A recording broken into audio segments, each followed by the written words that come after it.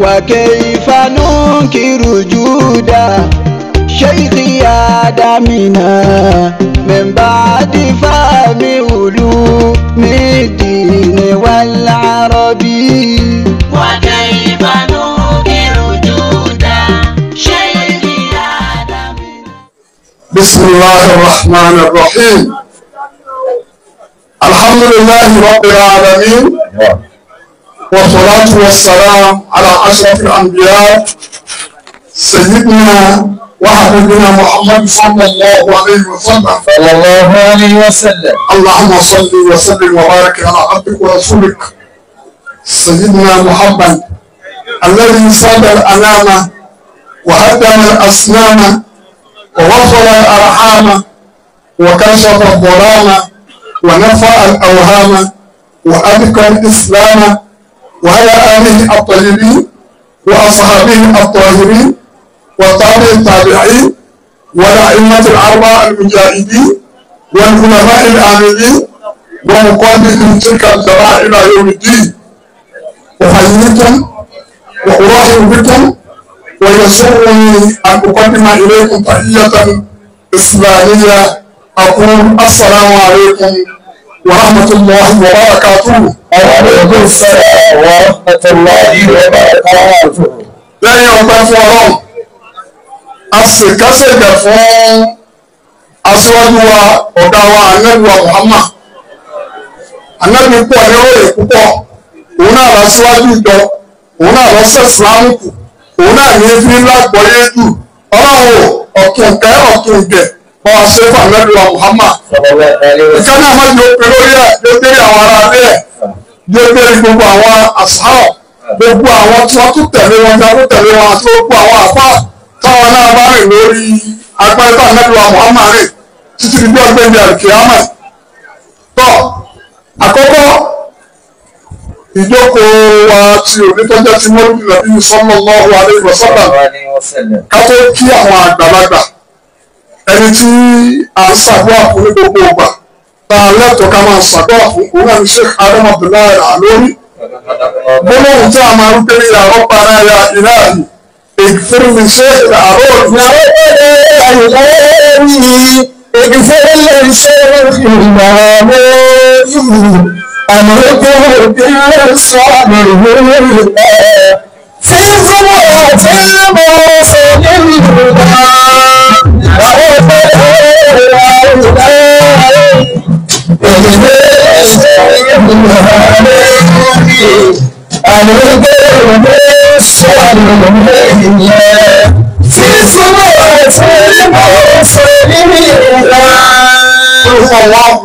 mẹ́ta fún Sheikh Adam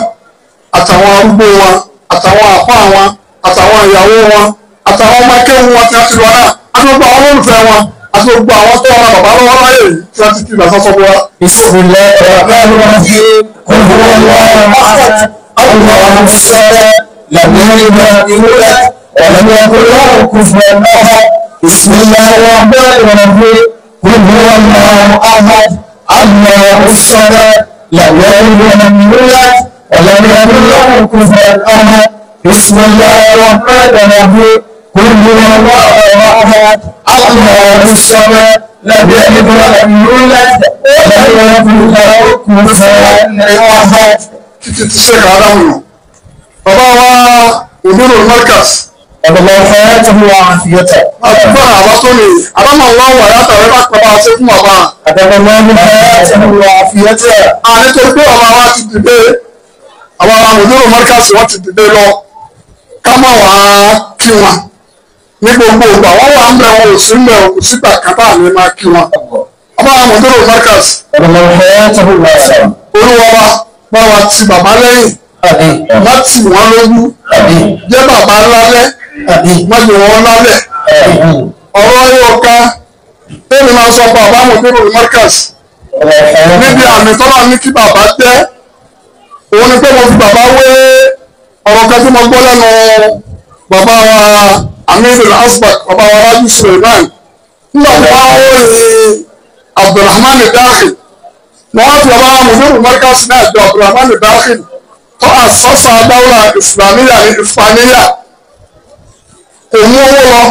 kò mú ọmọ ogun lọ kò kó nǹkan kan lọ ó sì àsásà dáwọ́lá yẹn sì ń bẹ lọ gbẹ́rẹ́ àfìrí àwọn àfa àbírí gbogbo ẹ̀ bá a mùsùlùmí márkàsì náà wà á bọ́wọ́ rẹ̀ nìkan òfin olówó tó fi gbé márkàsì débi tó gbé yìí ìwọ́n ń jọ́rọ̀ àfẹ́mi pẹ̀lú rẹ̀ lákọ̀ọ́kọ́ àyíwá sá inú àmì. àyùwọ̀ ilé ìwòsàn tábùlà ìmọ̀láàtì. àyíwá sá inú àyíwá ìyáìs. àyùwọ̀ ilé ìwòsàn tábùlà ìmọ̀láàtì. àwọn ìdá ṣíta. àwọn ìdá ṣèǹtà àyàtọ̀ ìfọ̀rọ̀jọ́ ذلك الحبيب لا قام بالموت لم يكن يعبد من هذا خرجا. àyíwá ìyáìs mut. قول الممات. ìwọ́n tí gbogbo èèyàn padà lẹ́yìn rẹ̀ kò sáwọn tó mú tí wọ́n gbé àwọn bá tó fọkàn sí wọn ò tẹ̀lé ọ. òórí nǹkankan òòrówó ọ̀rẹ́ mi kún ọ lọ́wọ́ o ti wá gbáka mut ọ̀bùnà màmáàtì ọ̀rẹ́ àkúkí tó tó lé. àwọn ìdá ṣe ìtàwáyàtọ̀ ìfọ̀mọ́jọ́. ìjọba sì gbà pé bí àmì máa ń bẹ̀rẹ̀ tí ń bẹ jọba àwọn òdòdó mọ́ríkàsì. báyìí ni ìfọ̀bíbù látọ̀ òun lè lọ. àwọn àbá àwọn òdòdó mọ́ríkàsì ẹ̀ wọ iye fìtínà wákàmín akabatin wákàmín sọ́ọ̀batin wákàmín arkalatin yàtọ̀ wá nítorí kí àdá walakinna Allah tabaraka wa ta'ala nasara abida ràn bàbá lọ́wọ́ tí wọ́n ti gbogbo fìtínà ìgbòho wàhálà wọn náà wá kọfí ọba àwọn òdòdó mọ́ríkàsì táwọn bá ń bẹ ìrètí sí ń bẹ tàkájà kùnú láfọ àwọn òdòdó mọ́ríkàsì. ẹ̀kọ́ rọ̀ṣọ́lẹ̀ ní àkóso àfihàn àwọn ìgbà àti حرص عليكم بالمؤمنين والمؤمنين فيتولوا فقل حسبي الله لا اله الا هو عليه توكلته رب العرش العظيم بسم الله الرحمن الرحيم لإله في قريش إله في ليلة الصلاة والسلام فليعبدوا رب هذا البيت الذي أطعمهم من جوع وآمنهم من خوف. نعم بابا محمد راجي سليمان الله حياته ونصره. ó gbé kìkì mi lọ́dọ̀ yín àbá àríwé lọ́fù mo gba tí púpọ̀ lẹ́sà mi bá mi mo bá àlàkà kìí ṣe ìtẹ̀wá olùmọ̀ọ́dẹ̀ bàbá wa àmì ní tẹ́lẹ̀ bá gba tí ọlọ́run ó sì máa gba tẹ̀ nígbà tí wọ́n ń tajú mi tí mo gbọ́ ìtajú kankan sí fún ọmọ arájú láti mọ̀ tẹ́lẹ̀ àmì ní wá bàbá lèmi pẹ̀lú olóògbé MKO Abíọ́lá lájọ parí àgbáyé ìjọ kan náà ẹ wá nu àràtà Abíọ́lá dáráyé Abíọ́lá dára pẹ̀lú owó ẹ̀yìn fíìmù ẹ̀ dára nígbà tí mo rí Abíọ́lá ní 1987 ní Saudi Arabia ni mo mọ̀ pé àṣekè oṣoògùn owó àṣekè kíkan ni àṣé àwọn tá à ń tó wọn lówó àṣẹ òlówó àṣọ òlówó tó ní ọfẹ́ tíráfù ọ̀sẹ̀ lọ ṣe owó ní báńkì káàkiri ọ̀sẹ̀ lọ ṣe owó àṣọ ìgbowó ni Abíọ́lá jáde kò ní mú kankan jáde yóò kà pé pọ́ǹpù kan tó jẹ́ worldwide àwọn ni wọ́n ra tíkẹ́ẹ̀tì fún àwọn ni wọ́n sòtẹ́ẹ̀lì fún ọwọ́ adéjẹ́dà gbogbo ẹ̀ka bí ọlá pàdé $1,000 odidi mi ò rí ìsúdì bí láti gbọ́dọ̀ $1,000 odidi ẹ̀ ní mẹ́ta o ẹ̀ lọ báńkì ẹ̀ ní ọwọ́ Abíọ́lá mo ti rí níta Abíọ́lá yàrá lẹ́gbàá ń bẹ̀ ọ́ ẹ̀ wá wọ́n bá wọn rájú Suleiman ẹ̀ńjà kọ̀ọ̀kan ọmọ tó kọ́kọ́ rẹ́jísà ní mẹ́kàsì gbàgbà òwúrò ti sọ ẹ̀ńjà kọ̀ọ̀kan ọmọ tó ṣe kòkè ní mẹ́kàsì ẹ̀ńjà kọ̀ọ̀kan ọmọ tí wọ́n rán lọ́wọ́ àbẹ̀kẹ́ lọ ṣiṣẹ́ ẹ̀ńjà kọ̀ọ̀kan ẹ̀ńtọ́ kọ́kọ́ ọmọ káyọ̀ ẹ̀ńjà kọ̀ọ̀kan ẹ̀ńtọ́ kọ́ darúgbó bíi àmìdì ẹ̀ńjà kọ̀ọ̀kan ẹni tó ti dábẹ́ tí ó wà yìí rẹ̀ bàbá mi ọlọ́run lórí. táwọn ṣe tẹ̀síwìrì adágúnlẹ̀ àwọn bí ní mẹ́kàsì náà ẹ̀yìn ni mo sì rántí nígbà tí sọ́ọ̀rọ̀ láti àríwá 1983 láyè níbi tí mo dúró sí náà ni bàbá wọn láti wọn ké wọn sì wọn lọ́ọ̀ṣà blọọk yẹsẹ̀ ni wọn náà ilẹ̀ wọ́n sì wọn náà wọn bí kutu ní yehóbi wọn ò mẹ́rin wọn kàkà náà wọn náà yà kíkà bẹ̀rù wọn ti ṣe é wọn bẹ̀rù wọn ti wà nínú ilé ọkọ̀ nínú ilé ọ̀tẹ́nà wọn wọn rí wọn dùn sí wa àkàrà àrẹ́kọ̀ kúránì kàrí wọn kọ́ lọ́ọ̀bì àgbẹ̀kẹ́ ní mo bẹ̀kẹ́ wọn síbíkì wọn á fi ní mo hàn síbíkì وجعلوا من ربك صغار مسيرا وجعل الحق وزهق الباطل ان الباطل كان زهوقا وجعل الحق من قبلة العلم الى هنا برؤية اخوانها المسلمين ومرحبا والان سلامة ما تيسر من الذكر الحكيم يصل علينا يصل ما تيسر من الذكر الحكيم وهو الشرع المعروف الذي كنا ننتظر tó sọ̀rọ̀ bàbá bẹ́ẹ̀ ti ta dáná làwọn dá etí tí bẹ́ẹ̀ ṣe ń kàánù ta ló lè ka nǹkan báyìí bí a bá àkókò ọ̀rọ̀ wa sí ọ̀rọ̀ tó wà lè lè rí hà bí a bá ṣe lu ayé wò àbáwọn amúṣẹ́sì ní òbí wa wọ́n kọ́ wa ẹ lọ bí wọ́n ti máa kúrọ́ onílé àmì ìdúgbà yẹn kọ́ àfọ àwọn wàhálà ìṣúgbẹ́bọ̀ ìjọba wí ó ní àmì ìgbìlọ̀ wọn ilé pé kó o máa kọ́ ọ̀kan tó túbọ̀ báyìí. Bàbá kò ní burú fún yín o ọlọ́run wọlé aṣọ àgbà fún ìtọ́ kẹtọ́ àánú ọ̀rọ̀ náà lọ bẹ́ẹ̀ tí wàá nínú ẹni tẹ́ ẹ bá wí láyè ó sì di ìbáwí tẹ́ ẹ bá rí kó lè dínà ó sì dínà láàárọ̀ yìí gbà lórí rẹ̀ èmi bá kọ́ wa kọ́mọ́tà pé ẹ̀ ń bàbá ìsìn wa bàbá náà àgbàlagbà ló fi wọ wáríkàsì ó lọ́wọ́ wa máa yín pé gbogbo òwúfọ̀ àlùk òun ọ̀ma pé kéwù yìí le kankankan ọlọ́run á lọ ṣèdánwò ẹ̀rù àmìbí ń bá wọn torí àmìbí orí bẹ́ẹ̀ yóò níyàwó mọ́sálásí ló ti tàlàǹgà ń jẹ́ ṣèdánwò òun ọ̀wá jẹun òun bẹ̀ sáwọn ọ̀dọ́ ọba owó bẹ̀ àmìbí bá wọn pé ọba fọkàn láyà oníkankan èbí ló pa alájà ẹ̀rù láti ṣe ẹgbẹ́ mọ́sálásí ẹgbẹ́ ọ̀tá ẹgbẹ́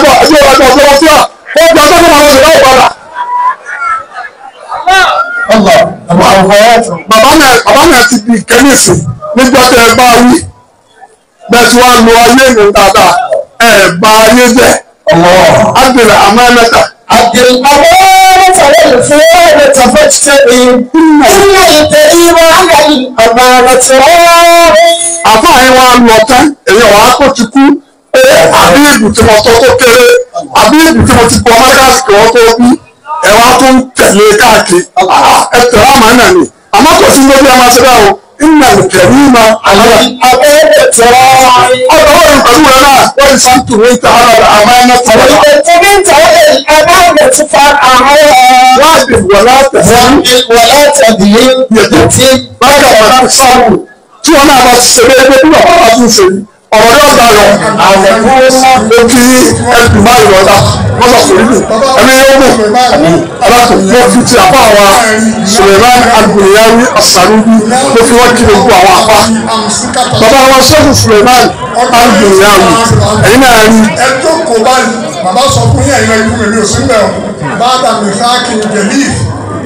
bàdà mìfàkì tẹ̀lé ẹ wá wọn tó bí fún yín ẹ wá dòlí mímà ẹ bí ẹni tí gbogbo ayé ń pẹ́ wò àwọn ọmọ yín gbogbo wọn dẹ́yìn lójú yín ẹ tó wọn lọ wọn ma òní pàtẹ́kọ̀ yín náà tọ́lá ẹ̀ dàbí ẹ̀nà kẹ̀lí ma. alẹ́ abẹ́rẹ́ tẹ̀rọ wọ́n kíkí náà gbogbo lọ́dọ̀ ìmúra bàbá wa tó forúkọ jọ gbogbo ń tọ́da wọn bàbá wa gbọ́ọ́lá wọ́n pè yàn lágbọ́ọ́lá ẹ̀ pa máa ń bẹ̀ ẹ̀ gbowó ń bẹ̀ ẹ̀ pa ní bẹ̀ ẹ̀ pa pàlẹ́ ń bẹ̀ gbogbo kẹlẹ́ bá ń bẹ̀ agbóni ẹ̀ di ẹ̀rọ iṣu mi kọ́ bá ti Lagos State ọlọ́wọ́ kí àwọn ẹ̀kọ́ tì í wọ́n bá pè yín ní bẹ́ẹ̀ rọ́ tún jẹ́ mufti.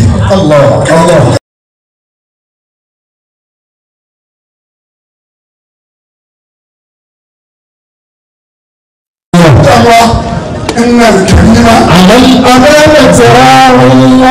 ẹgbẹ́ ẹni ní ìgbésẹ̀ ní orí ọ̀ṣọ́ọ̀lì wọ́n fi kíkiri kí gbogbo àwọn amúgbálẹ́gbẹ̀ẹ́ ní pátápátá mo sì fi kí ọkùnrin mo fi kí obìnrin mo fi kí àbá mùtírù àbá àwọn ọmọ ayé bàbá lẹ́dìbò mo fi kí ọ̀rẹ́ mi àbáwá òkùnfí ọkùnrin ọlọ́run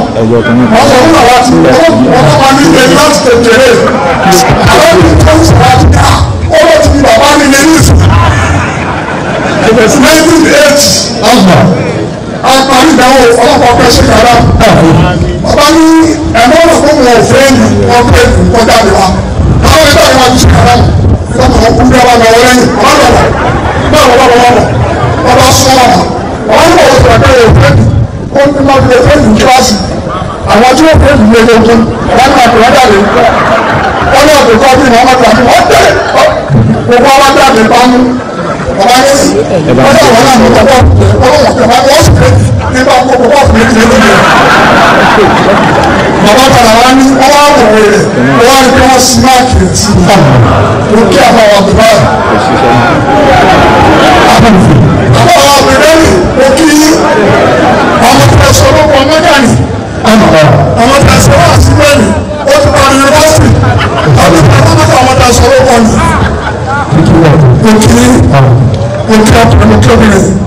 السلام عليكم ورحمة الله وبركاته. وعليكم السلام ورحمة الله وبركاته. ọ̀rọ̀ ilé pàpọ̀ ẹlẹ́kọ̀ọ́ ẹgbẹ́ lónìí náà kọ́kọ́ ní fún ọ̀rọ̀ yìí nìkan wà. àpẹẹrẹ sún àwọn àmì ọ̀rọ̀ àwọn àmì ọlá. ìgbà láti mú ẹ̀sán. ẹ̀ka àtúntò máa tẹ̀ fún ọ̀rọ̀ àmì àbọ̀ ọ̀rọ̀ fún ayé ẹ̀ka máa ń lọ nínú mẹ́tàs. ọ̀rọ̀ tí ẹgbẹ́ síwájú mi mo ní ti ẹgbẹ́ síwájú mi. Ahmad Sheikh Adam Abdullahi Al-Alwani to the khidmat of Mujtama. Olúwa ẹ̀bẹ̀ tí wọ́n fẹ́ síwájú ọ̀rọ̀ ní bí olúwa ṣe wá bóyá ti ṣe Ànábì Ibrahim bàbá rẹ̀. àwọn ìṣòro tí ó ṣẹlẹ̀. Wọ́n ṣe wọ́n ọmọ kọ́ni ọmọ ti sọmọ lóyún. Sẹ́yìn ọmọ lóyún nígbà tí bàbá rẹ̀ sọ fún nígbà wọn máa ní yá gbìyànjá ó àbàtà tó sọ. àwọn ọmọ ọmọ yíyà èrò tó. Nǹkan máa lọ. nǹkan máa lọ. nǹkan máa lọ. àwọn ọ̀pọ̀ wọ́n ní àgbọ̀gbọ̀ ṣe orúkọ náà níbẹ̀ ọlọ́run àgbọ̀n bá òsì orúkà bá ń máa nà orúkà bá ń máa lọ. wọ́n ní onígbà pẹ̀lú pẹ̀lú èsì tó fún ọba rẹ̀ oníṣàárẹ̀ ìwọ ọjọ́ pẹ̀lú ìwọ àfihàn ẹgbẹ́ ọlọ́pùpọ̀ Muhammadu kìí ṣe nọ́ọ̀sì ọdún ògùn ọjà pẹ̀lú wa ọdún ọba rẹ̀ lẹ́yìn rẹ̀ bá pé ní ọlọ́àrẹ̀ ògbé ní tọ́wàrẹ̀ ògbé òkèlè nínú gbogbo ọmọ tó ń wà tọrọ tí ń pè ọlá bàbá rẹ̀ pé tọ́wà bá ògbé ọmọkọ́mọ ni wọn ní ọ̀nà olúwa ṣe wọ́n lè ti ṣe Ànábì Ibrahim Ànábì Ibrahim ààrẹ ìṣẹ́lájú ọ̀sára nígbà tí bàbá rẹ̀ ní yáàbù lẹ́yìn ìní àwọn ọ̀dùnmọ̀ náà àmì ẹgbẹ́ wọn náà wà pé wọn bí ẹni tí ó tó sì wọ́n ní wọn dàgbà wọ́n sì wọn ọ̀gbọ́n lọ́wọ́ tọ́rọ kí ló rí sí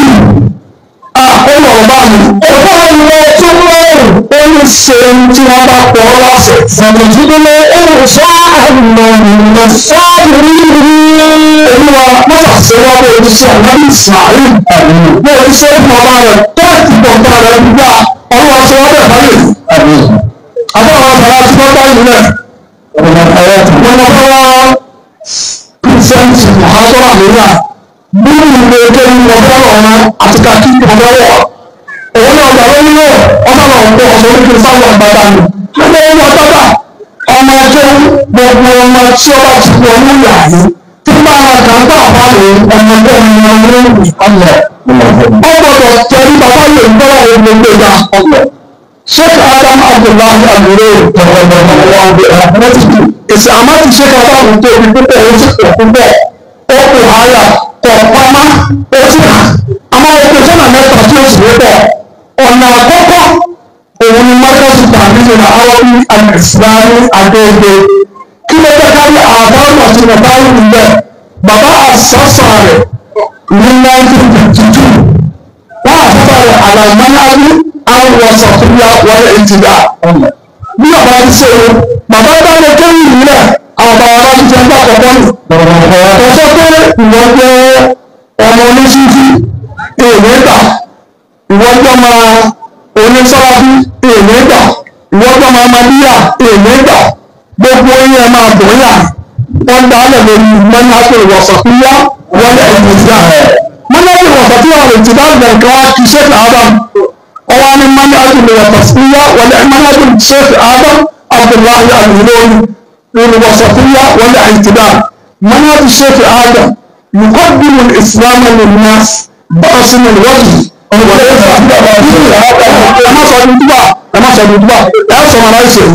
منهج الشيخ آدم عبد الله الهلولي يقدم الإسلام للناس بأصل الوجه وليس عروسا طويلة منهج الهلولي يقدم الإسلام للناس في صورة الحب لا للبغض في صورة التسامح لا للتعصب في صورة التحول لا للتنبه في صورة الأخوة لا للتشاهد في صورة التعاون على البر والتقوى لا تعاون على الإثم والعدوان منهج الهلولي يبني ولا يهدي ويجمع ولا يفرق ويهدي ولا يميت ويؤمن بالتشديد بالاصول والتيسير بالفروع. هذا المنهج منهج الالهي في الخيار المبنى لا في صوره المبالغه للاخرين. منهج الالهي يتبنى المرونه الباهظه في الاليات والصفات بالبلاء. هذا المنهج منهج الالهي الذي يؤمن به وآمن إليه وأصبح معلما متميزا. أعتقد أن الأمة المركزية ما زالت ملتزمين بما سماه القرآن صراطا مستقيما. ọjọ́ ìlà bàbá wa ṣe ṣáájú lójú ọ̀nà ẹ̀dọ́gbàdọ́gba ọ̀là láàrin ọ̀nà ẹsẹ̀ ní ọkọ̀ ọ̀gbìn kẹ́ẹ̀dù kò bọ́ síbó. ojú ọ̀nà kápẹ́lú ọ̀gá bíi pàfẹ́tà àti ẹni tí òde olówó pẹ́ bá fi lòdì kalẹ̀ tó bá ráyè wà sọ́wọ́. ojú ọ̀nà káfí nǹkan àyàn kó máa wọnú káfí ọ̀dọ́ pé eléyìí ọ̀bọ̀ jíjẹ́ ojú ọ̀nà kámà kẹkánná wò ojú ọ̀nà kábàámọ̀ wọn ká fọ́nà ara lórí kan ojú ọ̀nà tí iye kan tí ipa kan ojú ọ̀nà pé bàbá bá sọ fún ọ̀nà wo láti gbé wọn wọlé èrò láti gbé wọn èrò ojú ọ̀nà yìí ṣáàdàmú amúlọ́pọ̀ gbogbo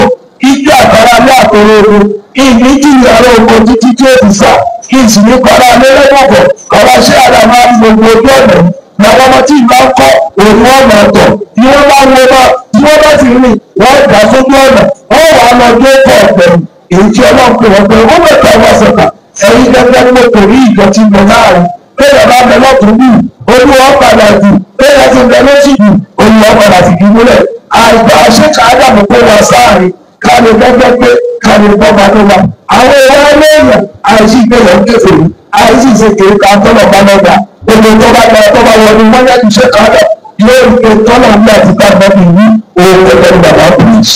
náà bí ṣe lọ́wọ́ àwọn ìṣèjú mọ́tàsì gbélẹ̀ ìwádìí mọ́tàsì gbélẹ̀ lórí mọ́tàsì ìwọ̀sàtúnyà wọn ìtìdá ó wá mú àwọn mọ̀káyìí wa àti àfà torí bàbá gbé wa kúrò ní mọ́tàlá tùfùrìyà mọ́tàlá tùfùrìyà òun ni pé kéèyàn gbá lé kéwúrẹ́ kó wá jẹ́ pé ọ̀nà ṣàgbé tí àwọn ìlàgbáwá náà ni wọ́n wá pé tí wọ́n gbàǹkùgbàǹkù tí ọba fẹ́ ku àwọn ọmọ àgbẹ̀mù tí ọba ni bàbá nìkan ni mo rí ní àbá tó ṣe tíra fún kíláàsì lẹ́gbẹ̀ẹ́ ẹmú ẹ̀yẹ kejì wá ń gbogbo ayé yìí. sọ̀wọ́ ìsọ́sí àlẹ́ ìsọ́ yìí o àmọ́ ní sàwọ́dí ni ní nàìjíríà ni láfíríkà ni tẹ́yìn ẹ̀dá kíláàsì lẹ́gbẹ̀ẹ́ lẹ̀ tó wá sí ẹ̀ńdà òfẹ́mọ̀ kíláàsì lẹ́gbẹ̀ẹ́ tó sì bá sọ́ọ̀kù wọn ni tó jẹ́ bẹ́ẹ̀ ni wọ́n lò wọ́n sì fi lọ kẹ́kọ̀ọ́ ní ìlànàbáwá wọ́n sì fi gbé padà bàbá wọn lọ́dún ìwé ẹ̀sẹ̀ lójú àlábáwá bàbá náà wọ́n kọ́ yín ẹ sì fi lọ ẹ sì fi dé ẹ̀lọ́ 1958 ẹ̀dẹ́ 1969 àbí ẹ̀ẹ́dẹ́gbẹ̀ẹ́ ẹ̀bọ̀nàjẹ́ mọ́nàdì mákàsí náà lẹ́nu ẹ wá ṣe tẹ̀tìlúrì làwọn àárọ̀ bí mákàsí náà nìbọ̀ ní ọ̀pọ̀ àwọn ṣẹ́ka láti ti gbé kalẹ̀ èyí náà wá pọ̀ ní ìṣẹ̀wọ̀n àwọn bàbá wọn tó ló bá kí sọ̀rọ̀ ní púpọ̀ fún mi lórí ẹ̀yìn bá mi wá àdúgbò àbọ̀tìrì bá kí adáàbò tí àwọn mákàsí náà wọ́n ké ní ọ̀pọ̀ lọ́wọ́ excellent òpàwọ̀n ló gbà nílẹ̀ lọ́sọ̀ tí ọ̀gbọ́n kankan òun ló jẹ́ kárí nípa lè fi jẹ́ báyìí tọ́kọ̀ sínú tíra onígbàlọ́kọ̀ kóòtù kàlàkọ́ìtì máa sùnmọ́láyì mọ̀bálí àlàáfàtì العربي في مركز التعليم العربي من كتاب لباب الأدب قبل أن كتب الله نورنا إلى المدينة لاكتمال الدراسات بجامعة البنداسي كلية اللغة العربية والدراسات الإسلامية وتعين علي تدريس الأدب العربي أكبر عودة وصولي على شهادة الليسانس ولما جر المركز إلى عيادة الطبيب لباب الأدب أرد إلي مدير المركز تولى الله رعايته مع لجنة التصريف بالمطبعة الثقافية التابعة للمركز بالإضافة ومزيد ما يعطى الكتاب حق اسمه كان لباب الأدب àgbàgbọ́n ọ̀hún dàgbà kí n gbàgbọ́ bẹ́ẹ̀ wọ́n ní ìgbà tí mo bá gbé ẹsẹ̀ sùúrù ẹbí ìṣọ́ yorùbá àbá àwọn àbùbá tí ṣe wà dáka ó fi yé wa pé bàbá ṣiṣẹ́ tẹ́lẹ̀ kan ò ṣe wẹ̀ bàbá wọn ṣe bàbá ìlú adágún fún ẹ òun làbá àbá kí wọ́n kọ́ ló fi wá lọ gba excellent ní gbámọ̀ àbẹ̀dásì kò ṣe ní ọkọ̀ sílẹ̀ ilẹ̀ nàìjíríà rẹ̀ eléyìí fi hàn wá ìkọsẹ̀ ṣe ká àbámu òun lè ké púpọ̀ tó gbọ́dọ̀ má dùn nàbà nìkan ẹ̀ńdọ̀ àdìsẹ́ bàbá wa dé ó mú ọlọ́ mọ́tàlásí bẹ́ẹ̀ níyà mi mọ́tàlásí bá bá àwọn ọmọ ara yìí ádámù làárọ̀ bíi ti ilẹ̀ láti asúrù mọ̀mọ́lík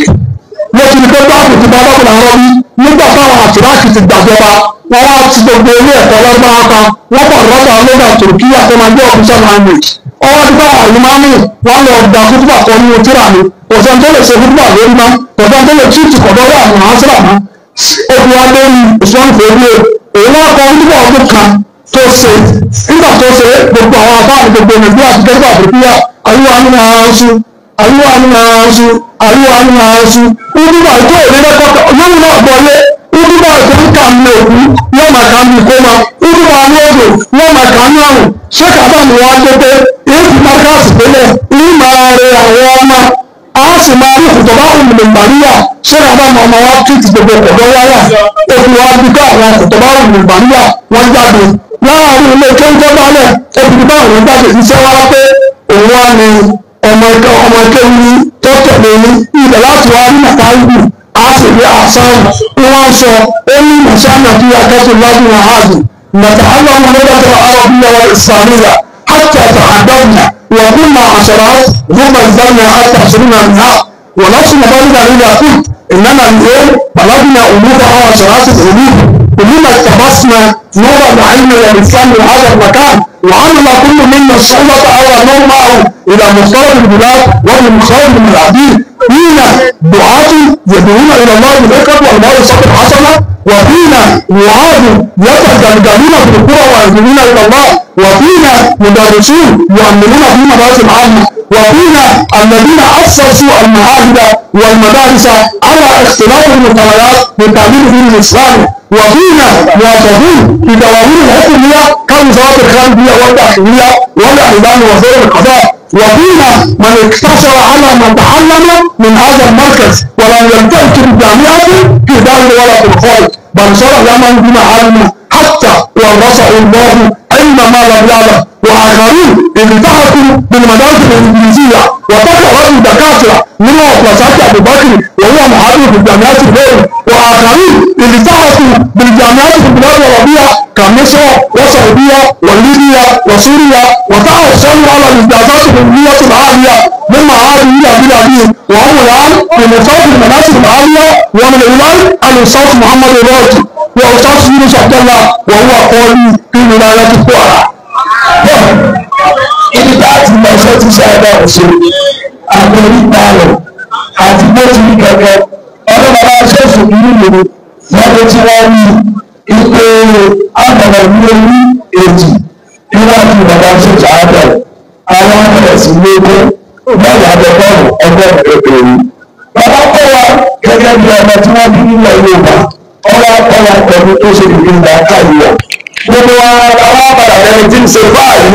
pẹ̀lú mímọ̀ táwọn tí lágbára ń gbọ́ táwọn táwọn náà ń gbọ́ tí lágbára wí oríṣiríṣi lọ́wọ́ àwọn ayọ̀ lára wa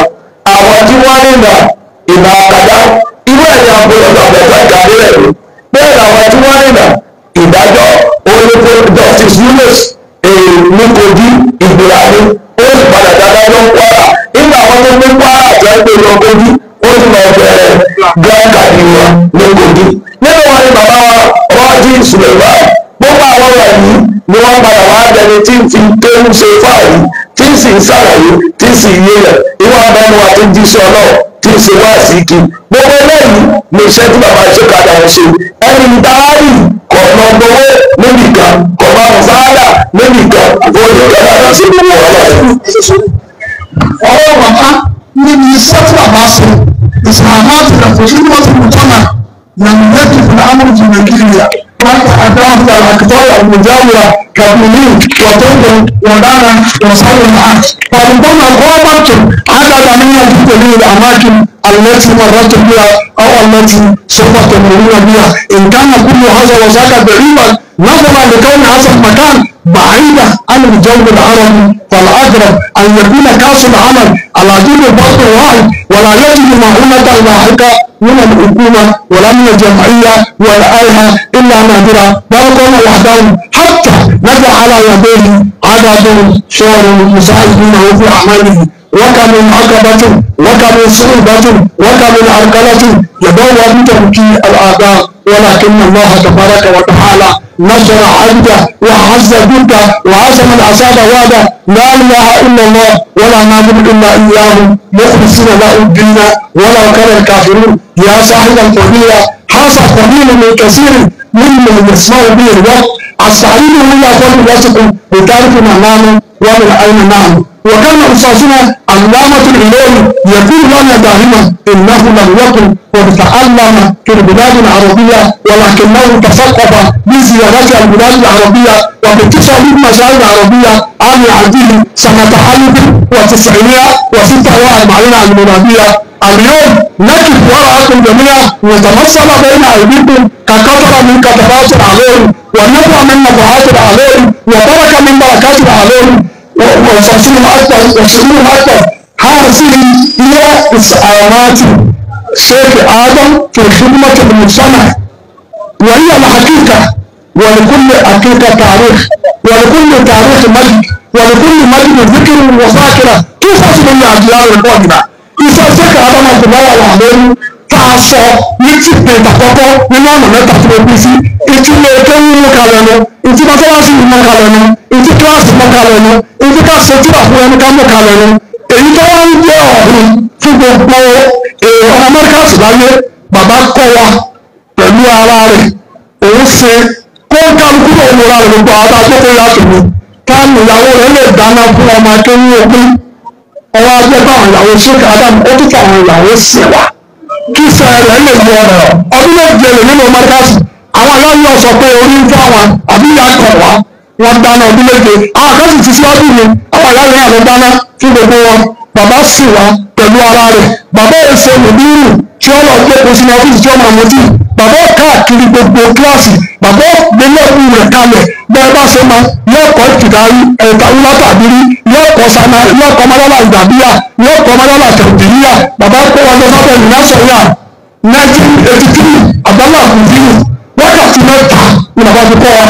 ìtọ́ kọ́ wa ìgbàgbé títí dàárọ̀ yìí wọ́n lè ní nǹkan mi ní náà fi tọ́ kọ́ wa lẹ́wọ̀n nínú màtíwọ́pù kúndé bùrẹ́dì gbogbo ẹni tí kọ́ ni nínú màtíwọ́pù kúndé bùrẹ́dì máa yé òde orin ìhun ni wọ́n máa kọ́ yẹn àṣẹ́yìn tà ń bẹ nínú masala bàbá ní lásìkò ìfàmà bá àṣọtú ní dàmúrọ́tò mímà yẹkúnú bàlágà sẹ́yìn júwà níbi àwọn akọ́wàlú bàbá ní ẹ̀rọ awosárì bàbá ní azúwà bàbá ní awosárì bàbá ní wàfíl hadith anna usman bin Affan lamma ayana al-qatla wa ayqana bihi kataba ila ali bin abi talib ya aba al-hasan qad balaga sẹ́yìn júwà وجاوز الحساب الكبير فإذا آتاك كتابي فاقبل إلي علي كنت عملي والله أقسم برب الكعبة مبين لو دكتور نجاني أتي سوى مركزي ونقول فإذا آتاك كتابي فاقبل إلي علي كنت عملي قد أمام الله سبحانه وتعالى 20,000 bàbá lọ́kọ̀ wa ìsọ̀rí àgbàlagbà ọmọdé àlàfẹ́ tí àtọ́bá lè jáde tí ó tù bẹ́ẹ̀ bàbá ló sì tù fún wa mo bẹ̀rẹ̀ lọ́wọ́ dòktóòrù kò rí tú ó sì jẹ́ excellent kí wọ́n á ní ṣẹ́ka àdáhùn òṣìṣẹ́ ọ̀nà ọdún rẹ̀ lọ́pẹ́ ta ló níwẹ̀ tó jẹ́ pé kíláàsì mẹ́jọ kéèyàn ṣe á ń gba òtì fún gbogbo kíláàsì mẹ́jọ tó sì bá sọ erin samáwúlá ìdàbíyà bàbá wa níyì alágbóni àbá ọmọọṣẹ́ ìyàwó tó kú tí wọ́n sọ ní Adam àwa lọ bí ẹnìkan ṣe tíra ó ṣe tíra kan fún ọwọ́ ní owó tó ń bá rí lẹ̀ wọ́n kó fáwọn oníṣẹ́ra rẹ̀ wọ́n wá ní kí n jẹ́rọ ìṣèlú tẹ́lifà mo wá sọ̀rọ̀ pẹ̀lú ẹni tó ṣe tíra wípé àbá àbá kí ni mẹ́ńtọ̀ rẹ̀ àmọ́ bá kó fi ṣẹ́ka Adam tí bá kí ni ní géètì tó fi kú ìrẹ́kọ̀ ló fi kú mo wá gbé ọ̀rọ̀ ṣẹ́ka Adam mo sáwà sọ mo wá ní mo challenge whoever professor doctor ìyèsí yẹ sọ yín àyà lórí náà nìkú sọ yìí wa la'natullahi ala al-kadhibin wa rahmatullahi ala as-sadiqin tí mo ní ẹnì professor àbí doctor mo ní tí mo lè rí inú sasẹ́rọ̀ Ádámù tí ò ní mà mo tọ́ wọ́n mà mo ní ètò ní 1 million ẹni bá ń sọ̀rọ̀ ìsáàlì Mustapha òun mo lọ bá mo ní mo ti tàlẹ́ǹtì kan bá fi 1 million sẹ́gbẹ̀ kan ó sì kó fún mi bẹ́ẹ̀ náà àkáǹtì mi wọlé ń bọ́ bá mà ọmọ ọmọ àwọn aráàlẹ̀ kíní òní àwọn aráàlẹ̀ gbóyà ní òní ọba ní ẹ̀jẹ̀ ká máa ní tìrà mú fúnra wa kọ̀sẹ́ni tó tako àbùkọ̀rí láti ṣe é ádámù ẹ̀rẹ̀ kan ọ̀tá kò àmọ́ ẹ̀yà aráàlẹ̀ rí tí a máa ń sọ tẹ́yìn ẹ̀ máa sọ tábọ̀ náà ẹ̀ máa fẹ́ dárúkọ ló ń gbé kiri wa wọn ní sọ̀rọ̀ wọn bẹ́ẹ̀ ní ẹni tó ń ṣe aráàlẹ̀ òsì kankan ni wọn ní dókítà àbí pòfẹ́sọ̀ tó bá ní ṣe kàdánù òṣìṣẹ́ kan wàláhì mo ní tí mo lè bí tí ò ní mà wọ́n kọ́ àṣà náà wúlò ìdàbíyà níbi tí a ní sọ́dún nàbíyí Muhammad al-Arabu sha'bun kabir min shu'ub al-alam sukkan al-ard wa hatta kanat biladun tusamma jaziratu al-arab al-ijaz al-ijaz wọ́n ní limasa sunniya al-ijaz bil-ijaz ṣé kàrá mi lọ sọ fún wa wà limasa sunniya madinatu al-ijaz bil-ijaz sanawula ìdàbíyà wọ́n ní wàá dáhùn rẹ̀ wọ́n ní sanawula ìdàbíyà ní bàbá ti kọ́ wa káàkiri àwọn wò ló tíra ike ní lè anáhà fáàdùsù bẹ́ẹ̀nà tí a máa wà nẹ́tì bàbá ló sọ. ìsàn kìí ṣe pé à ń ṣe ìtìláhùn máàlì àbí bàbá wájà fún máàlì fún ṣèkè Adam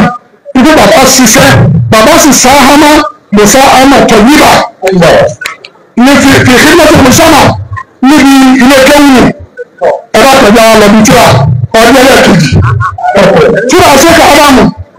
nígbà tí àwa dúdú táà máa yí ṣèkè Ádámù àbá àtọkọ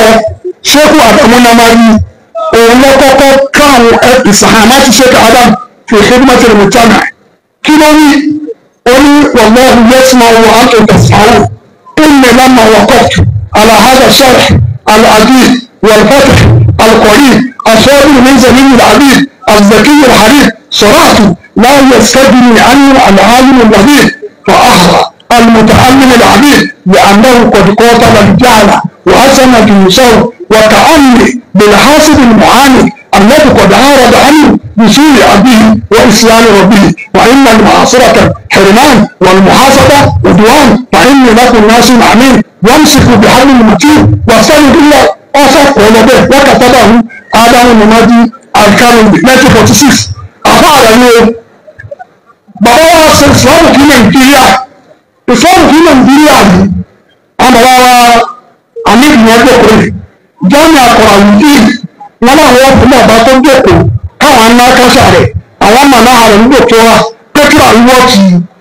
dòktóra bàbá ní ìfẹ́ni ẹni dáadáa ẹni tí ò ní sàfitíkẹ́ẹ̀tì kankan tí ọ̀wọ́ ń lé kéńkà lọ tíra rẹ̀ yìí àwọn èèyàn tí wọ́n lè fún màrọ́dù ní master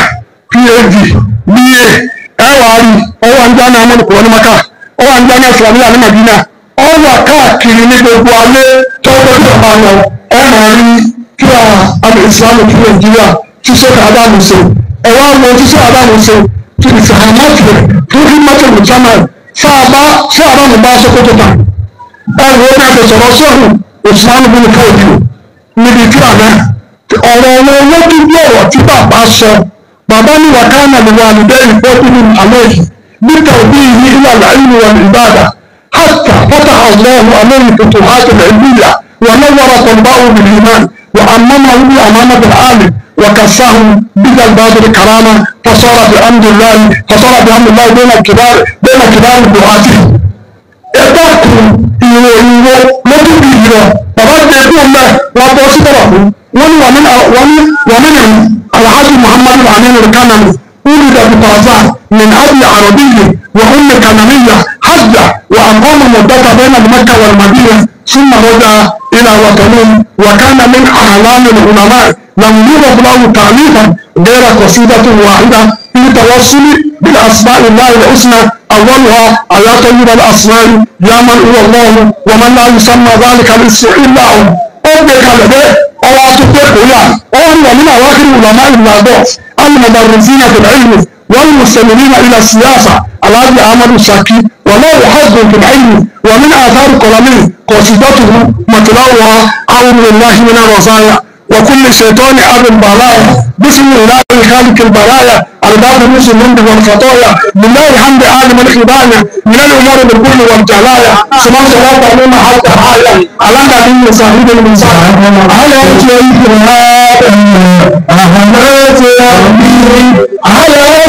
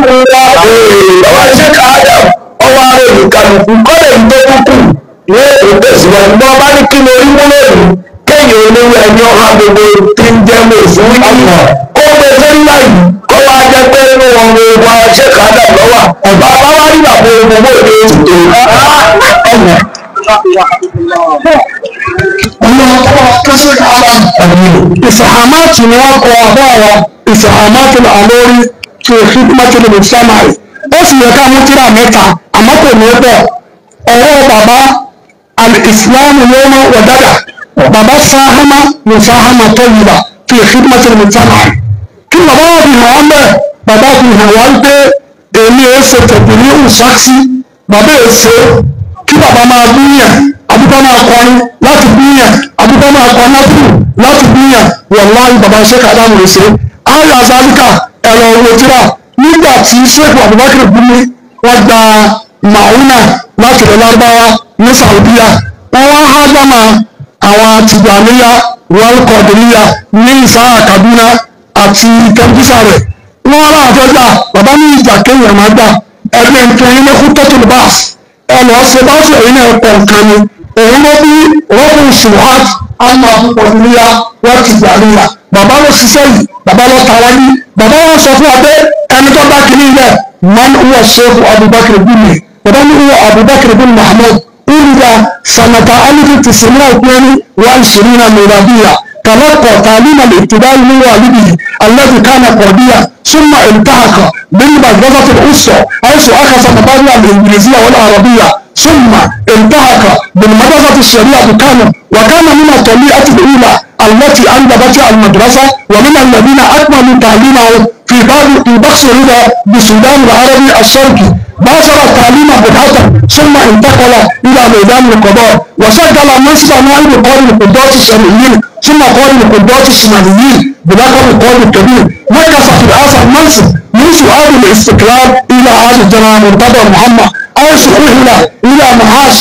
وصار متفردا لعمل الدعوة تحت إطار جماعة نهج الإسلام وكان مستشارا دينيا لسيد أحمد بلو في حياته وكان محترما لدى جميع علماء عروسة وكان مستشارا دينيا لسيد أحمد بلو خصوصا عند إنشاء مجلس الشورى الذي كان وزير البلاد أكبر علماء سقطه رئيسا لهم وكان حسين آدم الكوني سكرتيرا وكان الشيخ أبو بكر بن مدير عام المسجد وكان الجو بينه وبين علماء عاديا وسلاما إلى أن أخرج كتابه العقيدة الصحيحة من وافقة الشريعة هذا ما فيه على مسائل الطريقة القادمية والتجانية المعاصرين له وانتقد ما في كتاب الفروضات الربانية من كتب القادرية وما في جواب المعاني من كتب التجانية واعترض على شفاعاتهم وكفرهم بها وقام أولئك برد الدين الأهلي والجريء أن سيد عمر بلو قد كان نشر شفاعات الشيخ زان بويلو في كتابه لما بلغت 76 سنة وكان الشيخ أبو بكر بن من أنصاره عند النشر والتوزيع هاجم الشيخ أبو بكر بن على المفسرين وكتب من القرآن التفسيرين الكويتي أحدهما بلغة العروسة والثانيهما بلغة العربية تحت عنوان تحافظ بعض المفسرين هاجم فيه على بطولة عمل الإسرائيليين بارك الله فيك ọlọ́run tó wọ́n sọ̀tẹ̀ ṣe àdáwà gbọ́dọ̀ àlùdé níparí kí ni ṣé àdáwà wa ti ṣèwò sáàmà wo ìfàhámàtì wọn ṣe fún mi rẹ̀ 1980 ní ẹnìkan pòfẹ́sọ̀ ní ìjọba yóò ní ìsìn ọkọ̀ átíkù sórí nàìjíríà ẹ̀rọ ó ní àfáàrùn kò sáfà tó tó àfáàrùn ní gbogbo nàìjíríà kọ́dà tí ọ̀bá jẹ́ sí pé ọlọ́run sọ fún àmì nìgbẹ̀yìn òbí fẹ́mi òun ọba sọ pé àfáàrùn òjíṣẹ́ ọlọ́run ni torúkọ sáfà tó tó lánàá bàbá nígbà tí wọ́n mọ̀ta òun wá rí kìtàbù làmàhà tó bẹ̀rẹ̀ lórí bí wọ́n sáárì ìlànà ìwọ̀n mẹ́ta péré lẹ̀ bàbá wa ṣàlàyé àbá mẹ́ta tí ń jẹ́ ìṣàhámátì àlórí tòkímọ́tì mùtámà bàbá wa rò pé bàbá wa pín Ìlọrin sí mẹ́rin bàbá wàláhì jàlá dáìrátù màárì ọlọ́pọ̀ ní turkul bas àwọn àmì ìfàmì wọ́n kọ́ turkul bas ní dáníà tálọ́pọ̀ ń lọ ti pọ̀ tó fi wá mà ọwọ́ aṣọ ní fàtí àtúrùkítà oníbàrà jàlá kíkà kàkà ní tàrà sí wà ní wùlámáì an yabtabu ala tabaqat فمنه ما رتبه على حسب الحروف كما فعل يعقوب في نظام الادباء والسيوطي في بداية الروايات ومنه من أدرجه ضمن أخبار الملوك كما فعل الشعقيب السلام ومنه ما ربط ذلك بالقرآن كما فعل ابن الحجر وابن الصدق حيث كانت دائرتنا معصورة في نطاق بلد واحد معدودة بين قرنين اثنين اخترت ذكر هؤلاء العلماء في وجود 4 طبقات لا بالحروف ولا بالعمران لكي يتبع اسلوب الناس سلكته انتهيت ní bàbá ta ló kọ́ bàbá ní ọmọ ọmọdé àti bàbá ti wọlé kàánàwó mọ̀tàbí àṣemọ́tà kàtàǹdẹ̀ mọ́tàbà láti mọ̀ ọ̀pọ̀lọpọ̀ kíra ta ló kọ́ bàbá ẹ wòye ọ̀rọ̀ lọ́rùn mẹ́ta ẹ wá wòye ètí bàbá ẹ wòye kíra kí àbádá kọ́ mẹ́ eléyìí á fi mọ̀ pé oyún tún lù bá rí ọwọ́ gbé sórí gbẹ́ngbà tó ní ọ̀sán afá kankan níparí àwọn tó bá kọ́ tó lè wúra ọwọ́ ní àṣẹ́fù mahmoud ibn al-amir sif wa kana waliduhu qad ihtamma bil ilmi wal adabi واستخدم العلماء من بلاد العروس واوروبا لتعليم اولاده وجميع مريده في داره وكان محمود اولا وافضل من استفاد من هذا الافاده وانتفع بكثير اولئك العلماء لانه صعد على العباده واقبل على العلم حتى ندب فيه وانذر اولاده ايضا. bàbá sọ̀rọ̀ rẹ̀ bàbá lọ́mọ tó bí Muhammad òun làkọ́kọ́ bá Kùránì bíríkọ̀rọ̀ àti sábẹ̀. nígbà tó nìkan nípa sọ́nù bá kò ṣùgbọ́nsì ti Saudi Arabia nígbà tó ń ṣe mọ̀nàkàṣà rẹ̀ wọ́n bí pé ọ̀nà mẹ́rin lọ́mọ tí wọ́n fi há tí a fi ka Kùránì ọlọ́nà méjì lọ́nà méjì. bàbá wa dá akọ fáànù bàbá wa gbé wọ́n dá akọ fáànù gbé wọ́n rí wọ́n ṣe fi Abubakar gbúgbé sàlásàtù ọ̀lọ́ kùnúhù àkìtọ́ọ̀tù nàfẹ̀ọ́nù tẹlifíkì wà ládàbí wà lọ́dà ilé yàrá tó ń kọjá ń lẹ̀ ní àwọn pẹ́lẹ́ àfáàní ní àbá ti sẹ́nu tọ̀ kí n parí ọ̀rọ̀ mi sí ọ̀rọ̀ Ṣéhù Kàmálídì bàbá wa gbé wípé Ṣéhù Kàmálídì wípé ní àwọn òrí ọlá mẹ́fà nínú olóògbé ààbò nínú ìgbìmọ̀ في الخمسة عشر من أمورين غير إمام السيوطي وإمام الشافعي وإمام ابن تيمية أما الشافعي وابن تيمية فقد تمكن من المبين في سن مبكرة لأنهم ولدوا في بلاد العرب وأخذوا من مختلف السيوط أما محمد كمال الدين فهو أعجمي تربى على صوت والد أعجمي وكان بذلك آية من آيات الله وعجوبة من عجب الدار وكرامة لشيخه لأنه أول من تبخر وتخرج في نصف سنة نبذ محمد كمال الدين في العلوم العربية حتى أجهز جميع معاصره ورزق الفصاحة في الوصف والمحاضرة حتى أعجز من قبله وأتعب من بعده وبقي في هذا الميدان نوى ربع القرن من الزمان لم يناصره واحد ولا اثنان بل صار مثلا من كسبه ولم يبقى من معاصره ما لم يتأثر أو لم يقتبس من أصحابه ارتقوا من باب العدالة والإنصاف كلا بيلين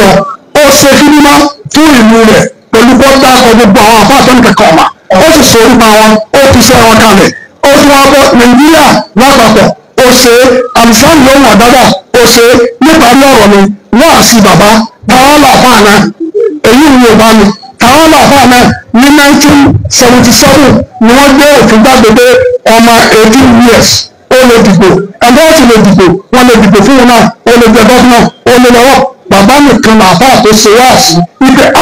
wọ́n pariwo sáré pé ẹ̀rọ ayé gbẹ̀yìn ọmọ ọdún méjìlélógún kílọ́mà tí wọ́n ń ṣe láyé ọmọ tí ó lè ṣe yàrá kan àní wá ṣe nínú àpalọ̀ ọmọ tí ó lè ṣe nínú àpalọ̀ àní wá ṣe bíbí ilé ọmọ tí ó lè ṣe bíbí ilé àná wọn ṣèlú ní àdúgbò ọmọ tí ó lè ṣàdúgbò àná wọn ṣèlú ọmọ tí ó lè ṣèlú àná wọn ṣàyẹ ẹgbà ayé gbẹni wọn ná lọ́nà ìrírí rẹ̀ aṣọ àwọn